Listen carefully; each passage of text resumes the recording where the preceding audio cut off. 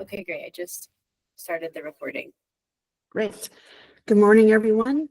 Welcome. Today is Friday, July 25th, 2025. We're here for our Legislative Committee meeting of the Colorado Forest Health Council. I am Chair, Larimer County Commissioner Jody Shad-McNally, and I call this meeting to order, and let's do roll call. Okay, thank you, Commissioner. Samantha Albert. Present. Good to see you all. Good morning, Samantha. Katie McGrath Novak. I don't see Katie. Pat Dorsey. Good morning. Good morning, Pat. Christina Bury. Morning. Good morning, Christina. I see you there. I don't know if y'all can tell, I'm in Durango. There's a train blasting its horn behind me. Can you hear this? Oh, good. I was like, how am I going to keep this out of here? Okay, great. Let me carry down and roll. Commissioner Jody Shad-McNally. Good morning, Commissioner. Mark Morgan. Here. Good morning, Mark. Julie Stencil. I'm here. Good morning. Good morning, Julie. Commissioner Veronica Medina. Looks like is not with us right now. And Allison Lurch. Present. Good to see everyone. Good morning, Allison. So we do have quorum.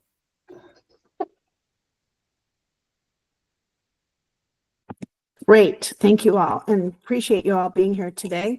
Let's go ahead and move forward on our agenda, which we'll need to look at our minutes as everyone had a chance to review those.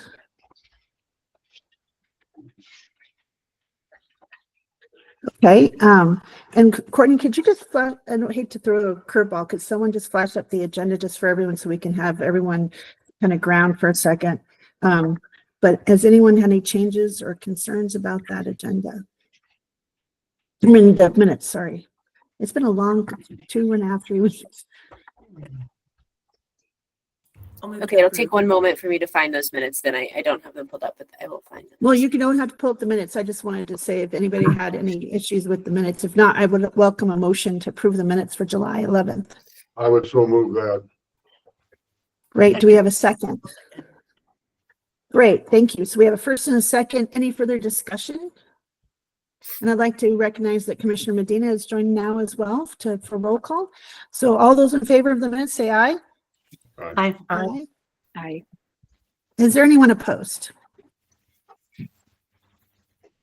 Okay, awesome. Well, thank you all for approval of those minutes. And let's move on to the next item of our agenda. And Courtney, again, I'm trying to find my agenda. So I've just got too many meetings happening today. I have them all keyed up. It's kind of frustrating. So I wanted to just share with you all. We had a very good presentation in front of the Wildfire Matters Review Committee.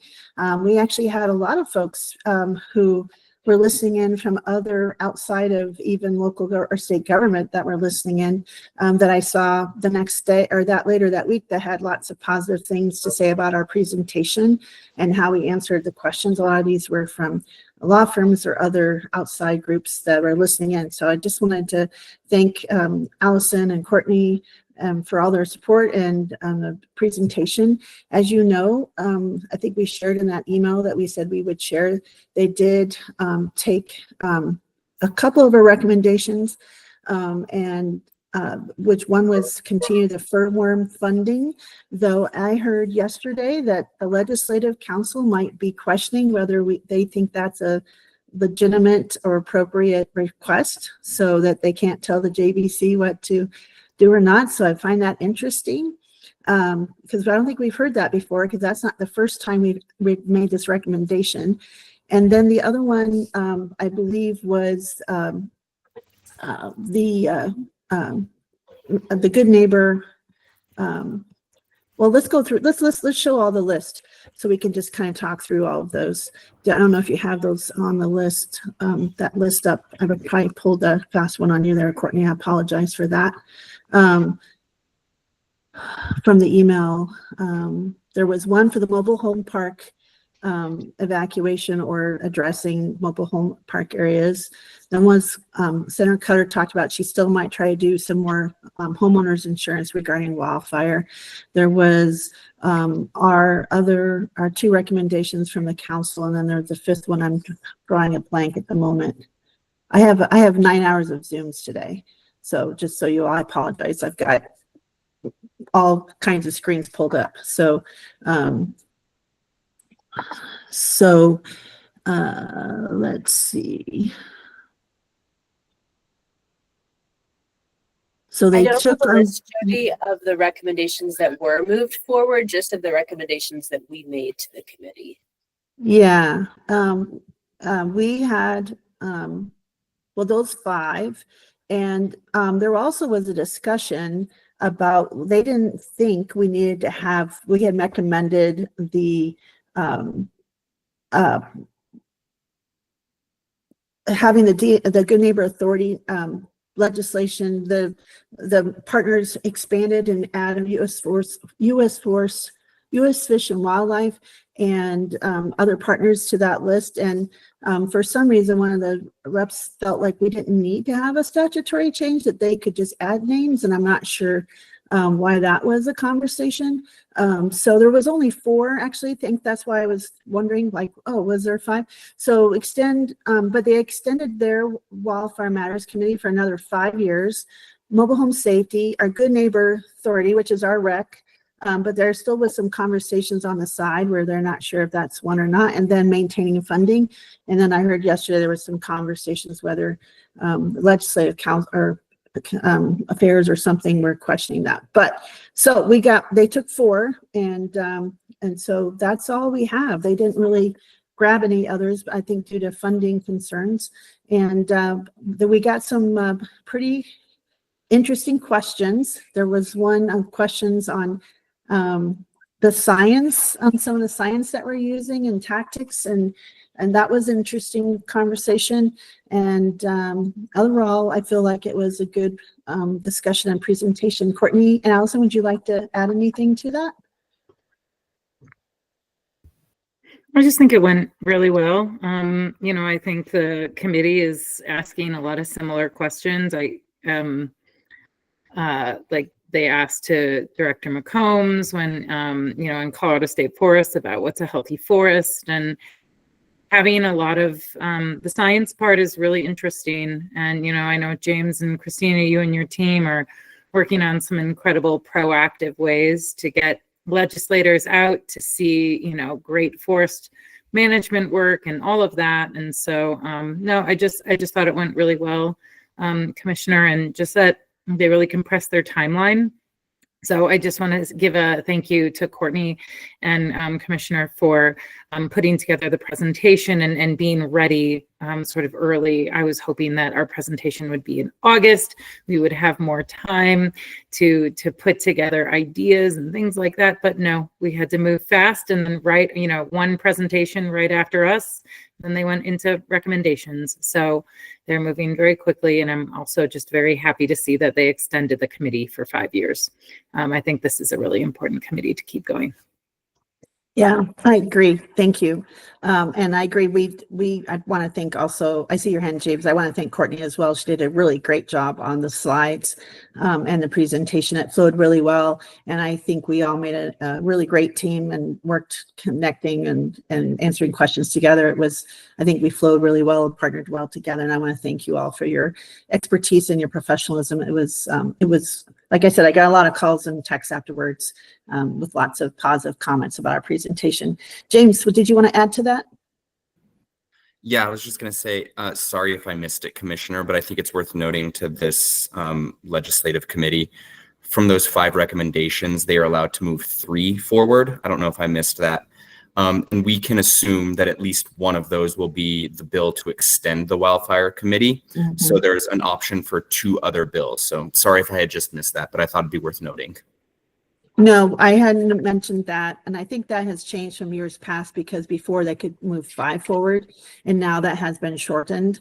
And so that's why I mentioned the other 2 that after the fact, there was some discussions about whether they thought we could even recommend keeping for certain funding. So I have a feeling one of our recs is probably going to drop, but we shall see. So thank you for adding that, James. That is a change from years past, as our committee has usually, they had, if you remember last year, they had quite a few, and they took our recommendation along with the fire commission and kind of merged them into one bill, which made, I think, also complicated our bill going forward because it added some more fiscal note. And so it was very, because they wanted to see both. And that was when they had 2.5 and we had 5 the year before. Are there any other, oh, James, go ahead. Thanks.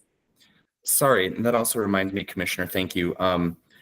For this group to know too, there was discussion, I think Representative Velasco and Senator Marchman said it on mic, that they were very thankful for 1078, the workforce bill last year. And the reason they're not going to pick it up is because they're having other discussions on their own aside from this committee. So they are planning on maybe bringing something back. We don't know what it will be, but they are working on some workforce development outside of the committee. Yeah, thanks for that reminder. I had picked that up too. They said that on mic and we all kind of perked up like, what? And so I know that Senator Marchman had been a sponsor on that last year.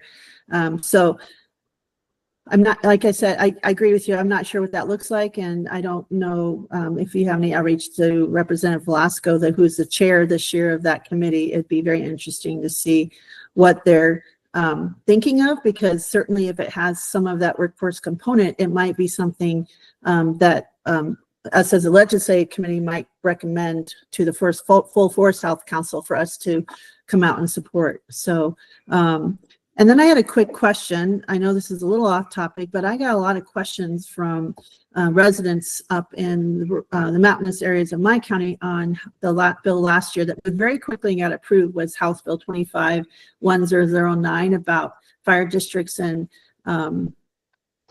metro districts able to provide fines and stuff for those who didn't mitigate. And I think it was they could opt in, but I was just wondering could you remind us all, because I don't think we had come out and recommended or gotten behind that one, but it's all of a sudden a big buzz about the last few weeks. And I know it's kind of a little off topic, but I just wanted to see, kind of related to us and mitigation work, is all of a sudden it's getting a lot of traction around here. And I was just wondering if not to throw you a curveball, but I just thought maybe we'd like to be reminded of that bill as well. Do you want me to take that, Allie? Perfect. Yeah, so 1009, it started very much so constituent driven. It was a Pueblo West bill. So it was those Pueblo West and Pueblo legislators. Basically, a community within Pueblo wanted to do some fire mitigation work, but they were thinking, like, even if we do our own work, if our neighborhood association doesn't do it, then that puts us at risk because we're neighbors. And so they wanted to give the ability to special districts, read that fire districts and other things like that, give them the ability to give up standards and say, this is what we think needs to get done when it comes to mitigation work. And so there was a discussion about like personal property rights and other things like that. And it's turned into, they have to actually get approved. So these codes have to go through a lot of reasoning, but once they are approved, they do have the ability to then actually enforce fines. They did bring down some of those fines. They did give a little bit more time to correct the problems before they start fining. We did a little bit of work. The department, DNR, and Colorado State Forest Service did not take a position because defensible space is mostly within the realm of Department of Public Safety, Division of Fire Prevention and Control. The DFPC also did not take a position. What we were able to do, though, is get some legislative intent, some ledge deck in there using our Colorado State Forest Service home ignition zone guidelines, saying this is what we think could be used. They can go above and beyond that. But I haven't heard any of the feedback that you were mentioning, Commissioner. But I would assume if there's some problems, I'm trying to remember who it was. I'm blanking. Tish Morrow, Representative Morrow might be thinking about coming and maybe doing some fixes, but that's what that one was. Okay, thank you for that. I was getting questions like I would know if all the fire districts had adopted and opted in and things like this and what we were going to be. And I was like, whoa, what's the bill number? You know, because the way they were talking about it, I was like, so yeah. And so I just got a lot of, and I also heard some folks in Boulder County residents. And so I just was trying to, because that one moved very quickly. And was passed very quickly. So I think that got passed and signed in March, before March was over. So anyway, thank you for that. I just wanted to kind of remind that one too, because that one, I don't think we had ever even discussed as a Forest Health Council. So, okay, so let's move on. Any questions about the rest of the presentation? I'm sure we'll have some updates as they are moving very quickly. But I agree with you, Allison. It's nice that we'll have this committee to present to and still get some of our recommendations going forward. So next we have, let's see. Allison, did you want to, where did you want to, or do you want to wait for the full council meeting? Or you want us to or you want to wait and bring your item in that item 5 and we just review the calendar now? What would you like to do? I'm sorry, I don't have my agenda up right now. Is it next to talk about the charter? No, I think we're going to, well, I just wanted to see if that's where you wanted to put it, was the committee for the full council under that. Okay. So we're going to look at the calendar first. Okay. I just want to make sure we were plugging that in. So let's review the calendar one more time, because today we had talked about the last meeting, we were going to have a presentation maybe about some of the items that Mr. Morgan wanted to have presented on biomass and omnibus, but we weren't able to get anyone available to come present today. So that's why our agenda is a little different than we had talked about 2 weeks ago. And so I just wanted to kind of have us review, because we might have to push or compress some of these items. So Courtney? Yeah, I just want to, I went through and read the meeting minutes, and the questions that we were hoping to address were, does the forest tracker, is that a tool that can give us this information about what is happening to the biomass and how much money are we putting into these projects? And so we weren't able to get anyone from the forest tracker to join today, but Brett Wolk and I said we would have a conversation. I might be able to tease some of these questions out from him, and then he could come and either present, do an abbreviated presentation, or I can follow up, or maybe he can answer the questions via email. So I think we could still get this information even though it wasn't a committee presentation. So that's what I wanted to share.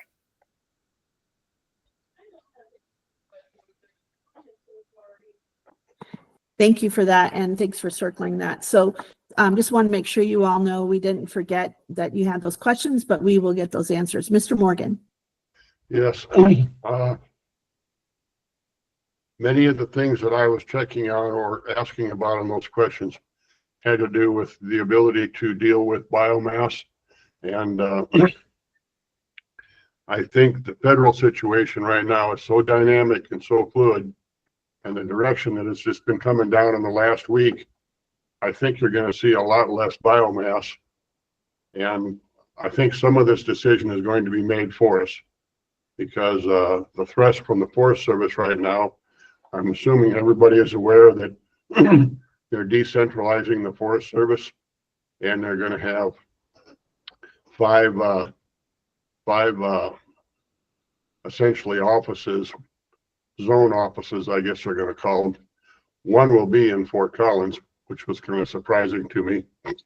And they're going to emphasize essentially standalone forestry projects that are at least revenue neutral or revenue positive.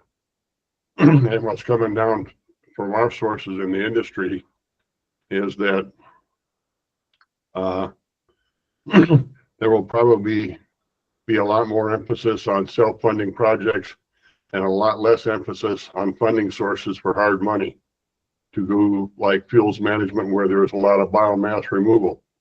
So I think within the last week, there's been a major change in the landscape there, especially in our area. And in talking with different Forest Service districts just recently, they said they're now working on timber sale programs and GNA programs and the RRSC or the stewardship contracts, they don't think they're going to get a whole lot more funding for them in the near future. And those are generally the contracts that generate the most amount of biomass.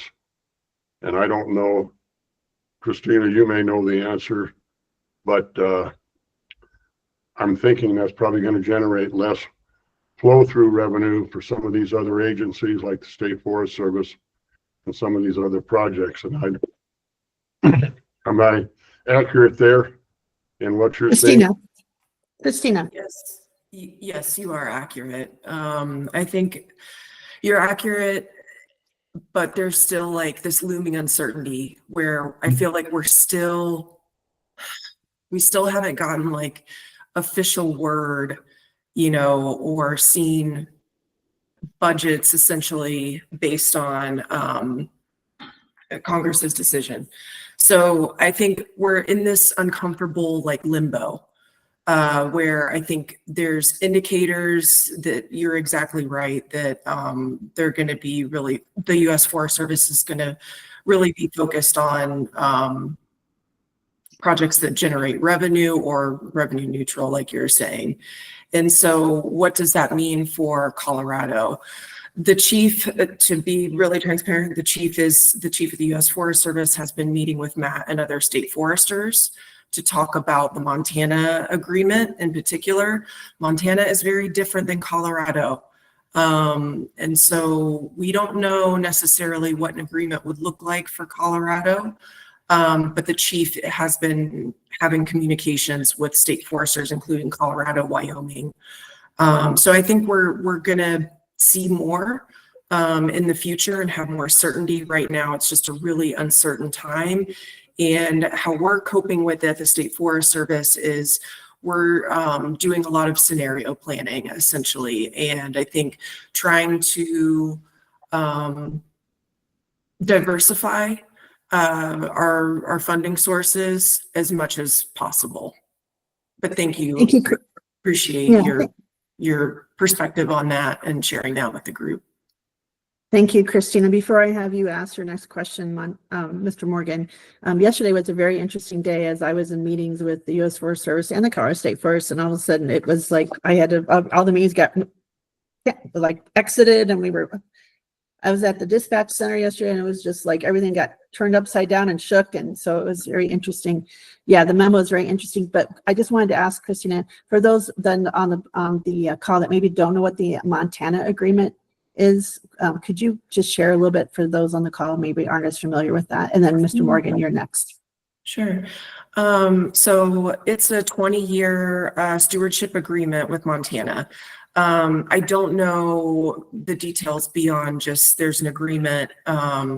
It is focused a lot on more like generating revenue. So Montana has, better revenue generation from their timber projects. And I think the state is able to leverage, I think, some of their funding for that.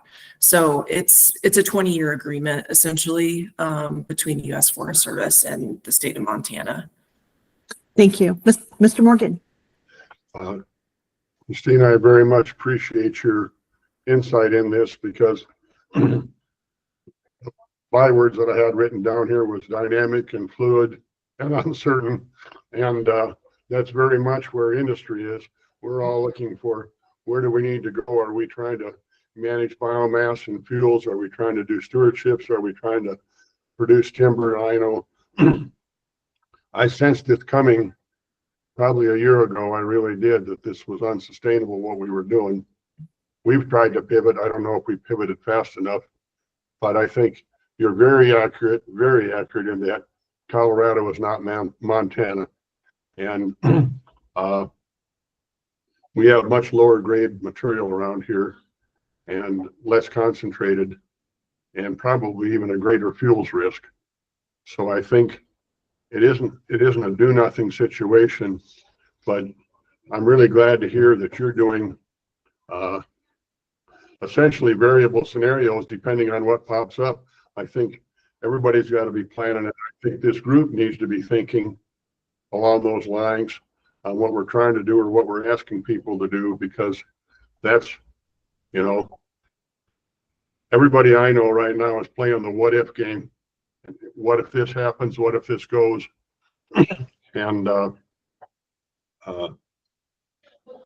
I do think for the short term, a lot of the hard money fuels management projects are going to be dried up. I mean, my way of knowing about that is in reverse.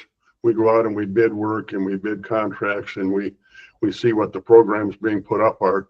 That's the actual on the ground after it's trickled down. And those have gone away. They've absolutely dried up and gone away. So they're not putting them out there.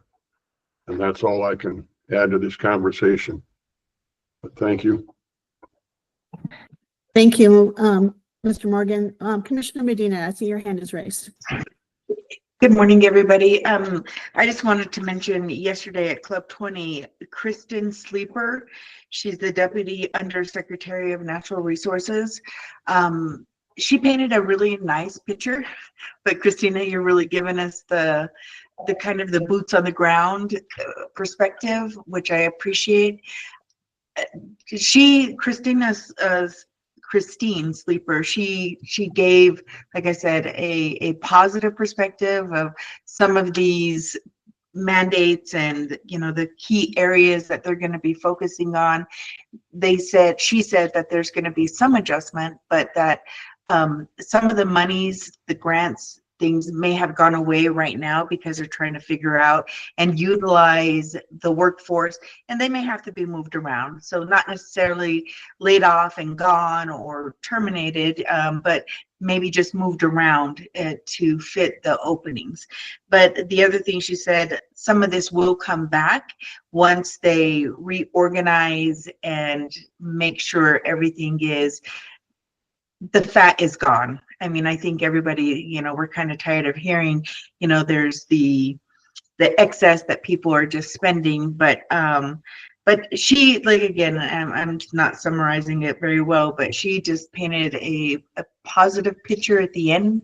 But I just, you know, thank you for what you do. And I know it's tough because I've reached out to a few locals and it's different than what is being talked about, I guess. So thank you. Thank you, Commissioner. Certainly appreciate your perspective from Club 20. Okay, so let's move on to back to the calendar and looking at we still just remind everyone we're working on those next few meetings. I don't want to really kind of rediscuss this because we spent a lot of time last meeting discussing those presentations, but just wanted to share that on the August 8th, our next meeting will be the Colorado State Forest Service, and then we're looking for a presentation from WWIRC. Christina. Yeah, thank you, Commissioner. For the August 8th presentation, I think there were supposed to be questions due last Friday, and I haven't received those to start preparing that presentation.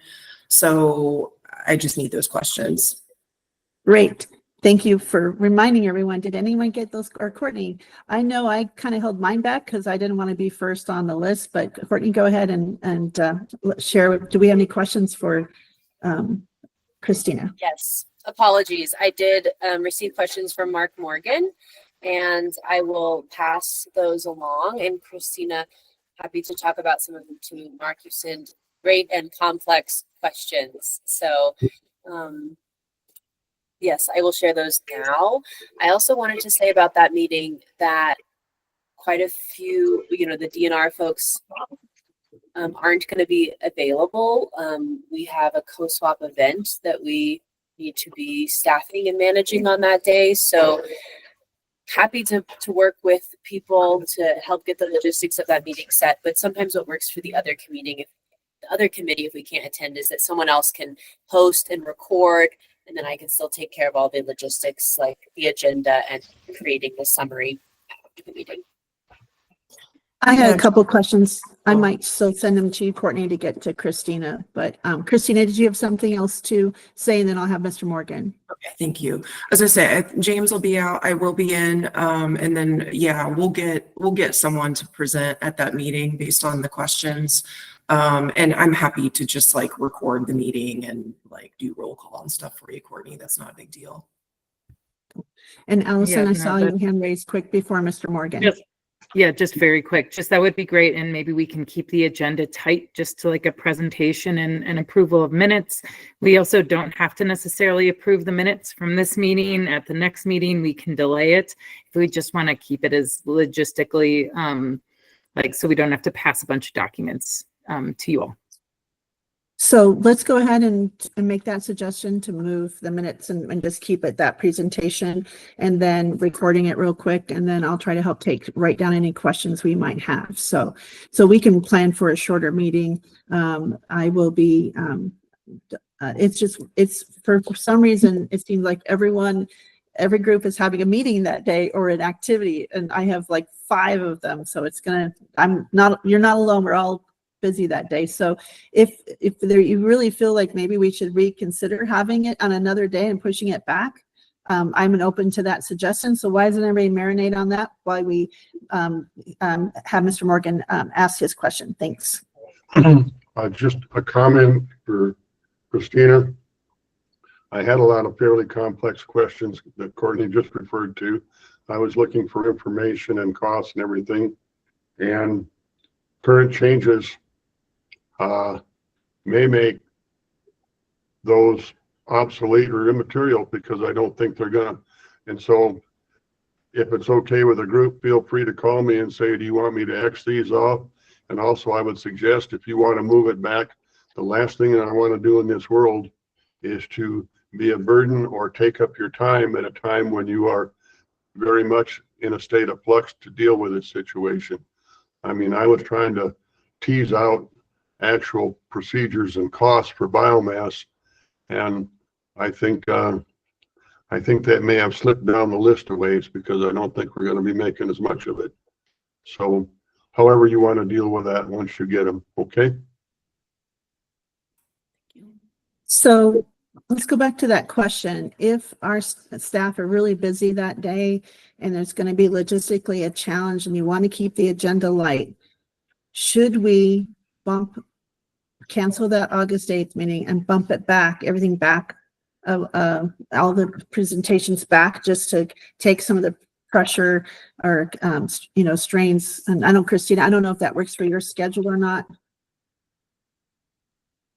I would support, I mean, I think given I think more time to see how things kind of unfold would be beneficial. But we're happy to accommodate whatever the group decides. Well, I was just thinking that same thing after everything that happened yesterday and a lot of this uncertainty and what that looks like.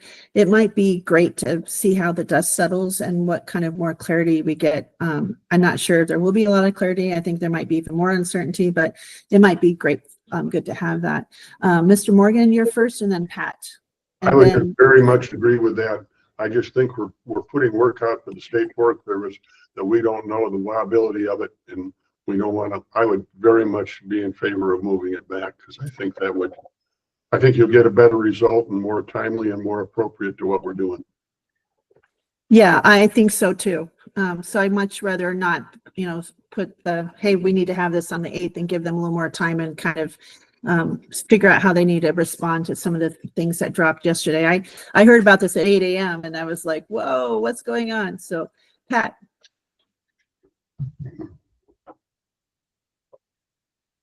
You're still muted, Pat. Sorry. I took my hand down, but I didn't take my mute off. I apologize. Based on what Courtney typed in the chat, maybe we just postpone that meeting and keep the 22nd as it's currently scheduled.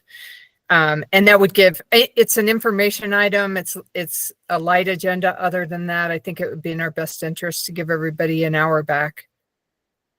I agree. And let's do that. I didn't see the comment, so thanks for calling that to a question. So let's, I don't know, do we need to, I don't think we need to make a motion to move that since it's just kind of planning and scheduling. It's not really an action. So let's just go ahead and do that. We'll stick with the 22nd for the WWIRC, and then move this to after that, give a little more time for that, for the other agendas. So.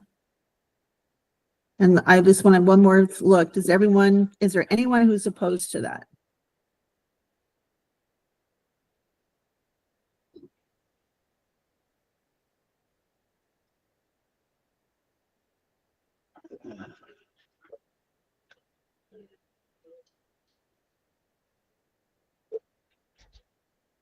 I just have a question. Is Yeah. there any need to have a meeting in between? Do we have anything legislatively coming up that's urgent? I didn't see anything like that, but No, I don't think so. I do think it would be great to let everyone kind of gather more information for us to understand. Also, we'll have a little more information from the Wildfire Matters Review Committee and some other budget things. So I think overall, this might be great for us just to kind of take the logistic capacity extra work from the staff and let all this information get gathered so we have a fuller picture. And so we'll move this one back to after the 22nd. And so we'll plan on that. So does Allison, I see your hand. Is that good? Or do you want to say something?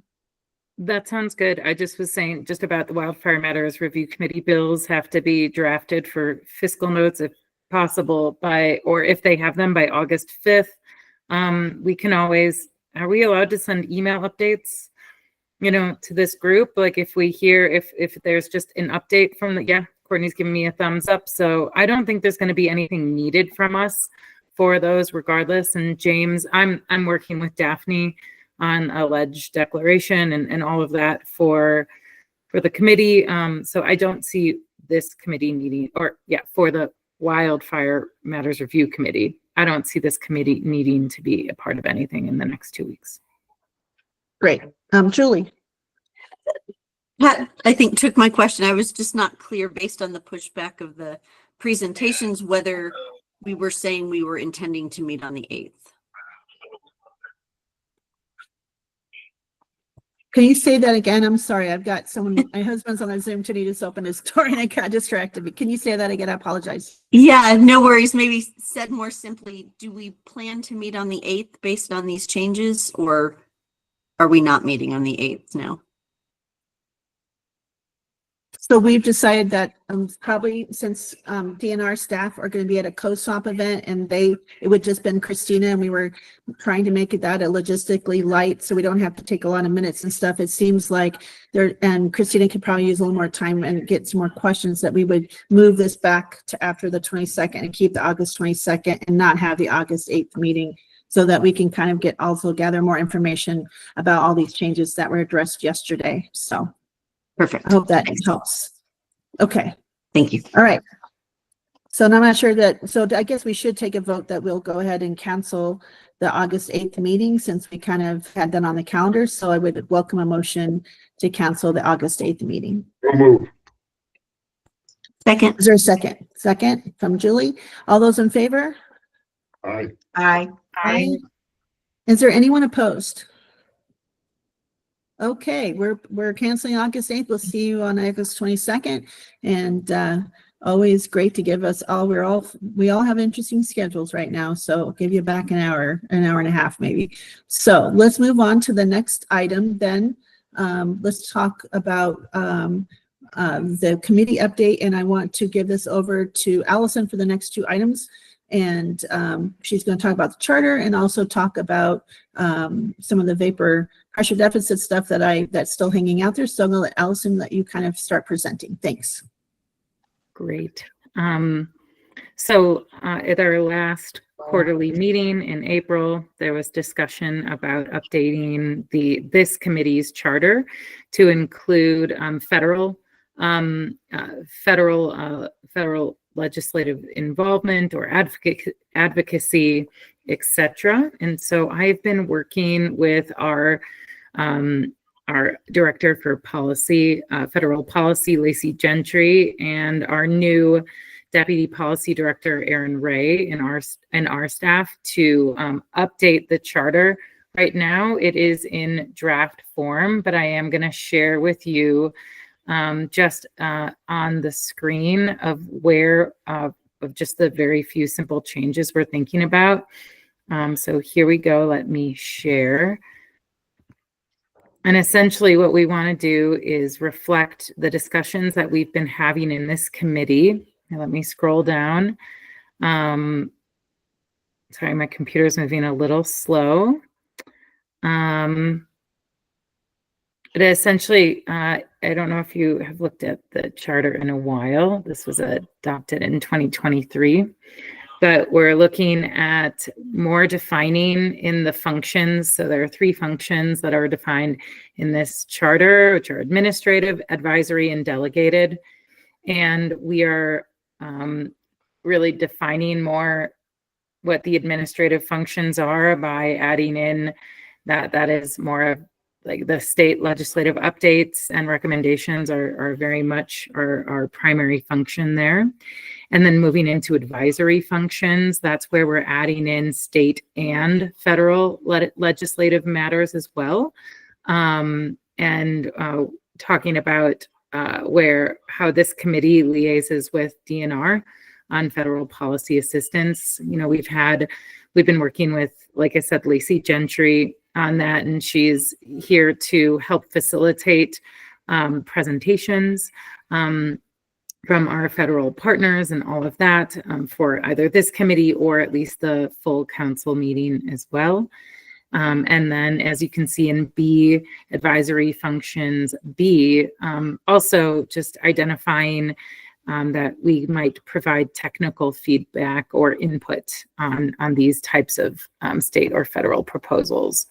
So really the additions here, that's actually, as far as additions, that's what we're looking at right now. But, you know, it is in review with Daphne Gervais right now. And so just looking to you all, I don't know if anyone has anything glaring that looks like, no, we don't like that, or we need to add. We're trying to keep it specific and then also general.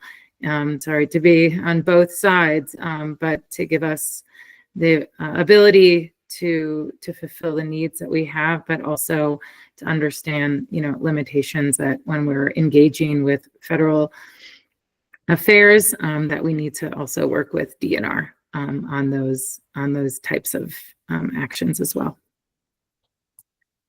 So I appreciate what you just said, Allison, about keeping it specific, but also simple. And this seems very simple and direct. My only question I have, with prior approval from the DNR and the governor's office, will provide recommendations to council. So I'm curious how that looks. Would we have something that you would bring?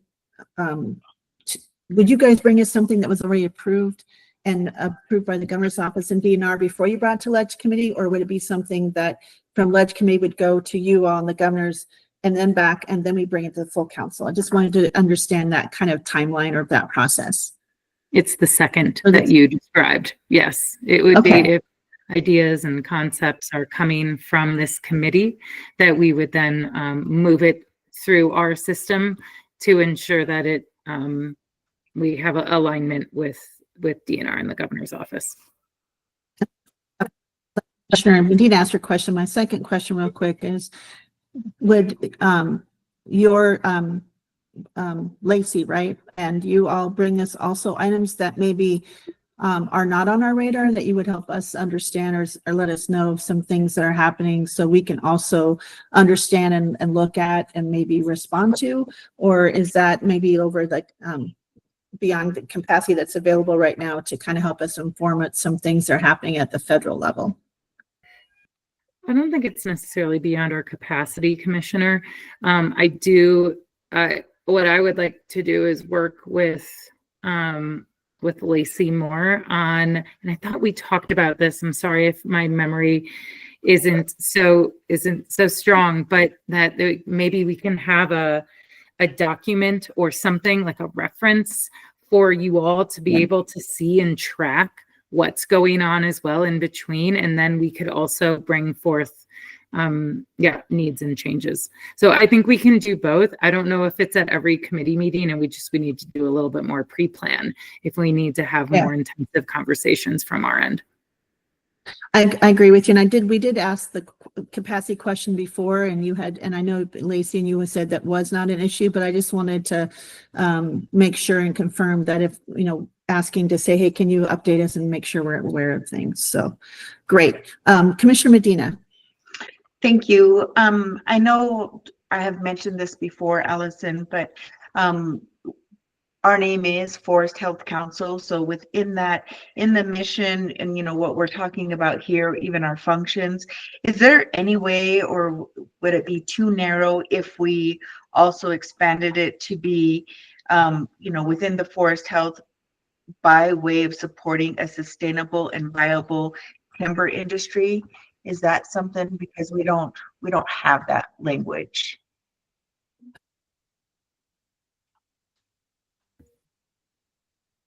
Great question. Courtney, I'm going to put you on the spot because I have, in order to answer your question, Commissioner Medina, I'm thinking about, so I just scrolled back up to the top here as far as background is concerned, and I'm wondering if it's a place where we put that into this section.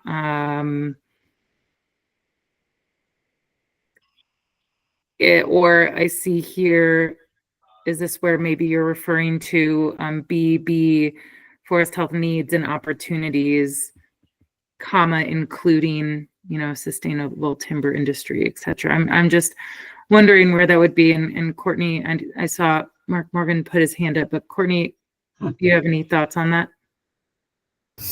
Yes, that's a very good, yes, I do. And that's a great point. And I wanted to check the charter or the bylaws or statute for the full council, because I do think that industry and workforce is I think it's one of the topics that the council addresses. It's in our 30-year vision. I think it's something that the council is engaged in. I believe this charter is more a menu item. It's a menu for different ways that the committee can engage with legislation. So I think rather than calling out topics that the committee should engage in, I believe this is more how the committee engages. I'm going to check the bylaws and charter to make sure I'm saying that correctly, but I think that would be my interpretation for what this document is. And that would be mine as well, because I do think this is about process and not about topics. And I do think it is called out, with what are up there at the beginning. And I think that just carries over. But Mr. Morgan, let's have you have your question. Thanks. I actually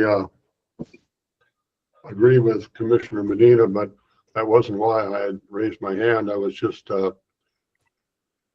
there is, industry is searching for direction as well, and what we're going to be asked to do something here one way or another, and not knowing what it is a problem for us as well.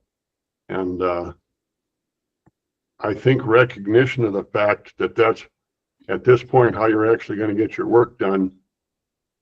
I don't want to be a promotional thing for industry, but I think it's an educational thing for the public. They have to realize if they want to get this work done, that they're going to have that relationship. And I think very much so, I agree with Commissioner Medina on that point, that there's just a lot of people out there who don't have that concept or that idea. And now we're going to be asked to do it essentially in a self-funding commodity way. And then it's really important to have that industrial base that generates the demand and the driver to do the work. So I actually had my hand up beforehand, but that's very timely, Commissioner. And I think it really is more of an educational thing than a promotional thing for any one agency.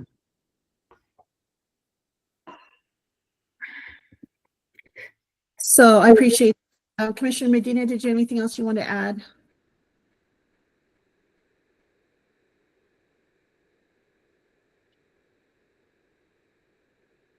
I'm good. Thank you, Commissioner.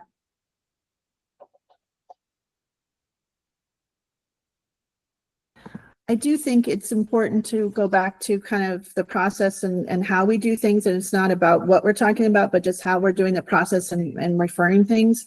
So, because we need to have this kind of approved for the general, getting ready for our meeting and coming up soon. So I was wondering, is there any, other than the discussion, which I think is an important discussion, I think both are good points made by Commissioner Medina and Mr. Morgan. I'm wondering if we can be, if everyone's comfortable with just that sentence that changes in that charter. It seems pretty straightforward. Again, these aren't carved in granite and that we can't go back and tweak, but I think just for the simplicity and going forward and adding this policy and kind of trying it on or changing the charter, I'm wondering if everyone's comfortable with kind of recommending this. I'm sure we'll have this discussion again at the full council, but at least we can have this conversation or have this kind of approved or recommended by the legislative committee for a change in our charter. Pat Dorsey. Thank you. So if I'm reading it correctly, what I see is that it's adding federal to our scope, right? So that we're making recommendations and being educated about the federal stuff. And other than that, it's kind of I would just call it verbiage changes that make some clarifications. So I'm comfortable with it. And if you need a motion, Madam Chair, I move that we recommend this language moving forward. Thank you. That's what I'm looking for. Is there a second? I'd second. Great, thank you. So there's a first and a second. Is there any further discussion? All those in favor? Aye. Aye. Anybody opposed? I'm not opposed. I was trying to get in there for a little bit of discussion before you called the vote. I'm sorry, Mr. Morgan. I was trying to understand, again, whether you feel that is appropriate for what Commissioner Medina asked for or not at this time. As I understood her suggestion, and maybe I'm incorrect, you wanted to include something there, Commissioner? And I think that's a good point, and I want to understand, does the rest of the group feel that's not appropriate at this time? Well, I think that we were talking about, back to what Courtney had said about, this is about the process and adding just the federal thing. And the rest of those about the vision and mission would be, that's kind of in already stated as a kind of one of the activities or duties of the council. So I'll have Julie go ahead and Julie, why don't you go ahead and add your comment? Yeah, I guess in response to Mr. Morgan's question, it's not so much that perhaps I thought it was inappropriate, but my recollection was at the larger council meeting, or the prior discussion was expanding the scope to federal, right? So I think this was in response to that. Like Courtney mentioned, I would have to dig in and maybe go back and refresh on the charter to see whether starting to get into, how that impacts industry or frankly, the other seats that make up the larger council as a whole and how that ties into forest health. I think it might be taking us down a very specific path at this point that is maybe beyond what we were originally talking about. I'm fine with that, and I could vote with the group, but then very much so, I would be looking for a method or a pathway going forward to include what Commissioner Medina is trying to do here. So I think if not here, fine, I agree with that. But I'm thinking the point she's trying to make and the educational point, I do believe is very important. So I guess And I agree with, the points well taken, Mr. Morgan, and from Commissioner Medina, but I think, Julie's correct that we were tasked to look at changing our charter to include federal. And I think this conversation about kind of going down a specific path and adding those, and emphasizing that would be a great discussion to have with the full Forest Health Council, because I think it is a very important discussion to have with the changes that are happening. Allison. And I just want to remind everybody you have 5 minutes, and so I'm trying to make sure we end on time. Thank you. I think this is really, oh, go ahead, Mark. No, then I just said I would vote in favor of it with the group, but I do believe it's an important thing here that I would be looking forward to what Commissioner is trying to address. Yeah, I think Commissioner Medina. I'm sorry, Allison, go ahead. Oh, I put my hand down. I'm so sorry. I want to say this is a really important discussion, and Courtney and I are chatting in the background right now, sort of going through some other commission and council documents to see, you know, where at any point this type of language may be included. And I think you make a great point, Commissioner Medina, that supporting a healthy and robust forest industry is not necessarily specifically outlined in statute or in some of our process documents. So I think we should still explore this and where it needs to be. However, and to Courtney's point, it is in the 30-year vision. And so I feel like we need to figure out how to meld, basically how to meld all these different documents that we have to make sure that it is not just, not just a side note, but a specific call out. I'm not sure if we can be able to do that all right now. And I'm also wondering if this could be a discussion for the entire council when we have our meeting. Yes, that's what I was trying to suggest. I think this would be a great discussion, and again, Pat had said she agrees with the forest health includes timber industry as a critical component. We all agree with that.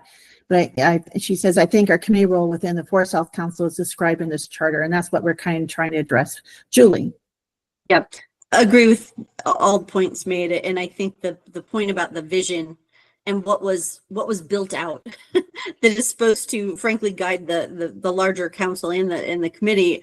I think what you said about trying to now reconcile the documents as the council and the committees have grown makes a world of sense. And so I think, Commissioner Medina's point was well taken about it, forest industry and other aspects of the vision that I think now will grow this committee's charter and other parts of, potentially other subcommittees, I would suspect.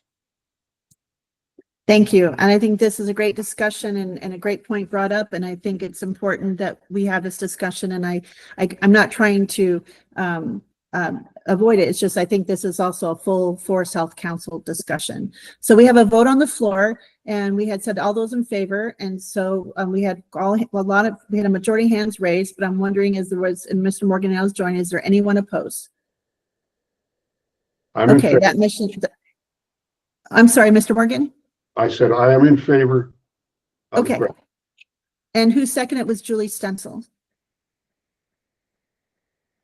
Okay, so let's move on. Thank you all. This is a great discussion. We have just a couple minutes left. Allison, do you have enough just at least to bring up the items really quick? And then we want to try to, because I think we've already covered the last agenda item. I can be as brief as possible. So reflecting back to our April meeting by Christina. Oh, you get 1 more minute with you. Good. So we had an update about our administrative recommendations from the 2023 Forest Health Council report from James, and there was a very robust discussion still about vapor pressure deficit and adaptive silviculture during our last meeting. And so I wanted to bring up an idea and run it by you all because there seems to be an appetite to still learn about vapor pressure deficit.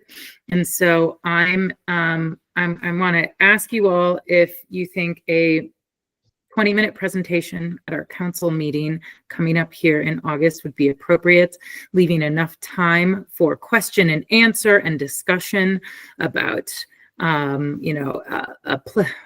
how we use, how we use this information, how is it applicable to the council, and all of that.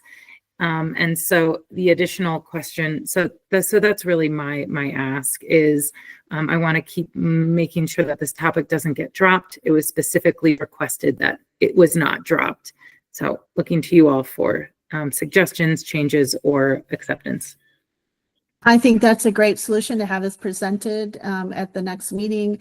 And also I think that is a great other idea to have a webinar to kind of to help educate, or any other lines to kind of help everyone get more of a deeper background before the presentation. I think that's an excellent suggestion. I'm sure there's plenty of those out there.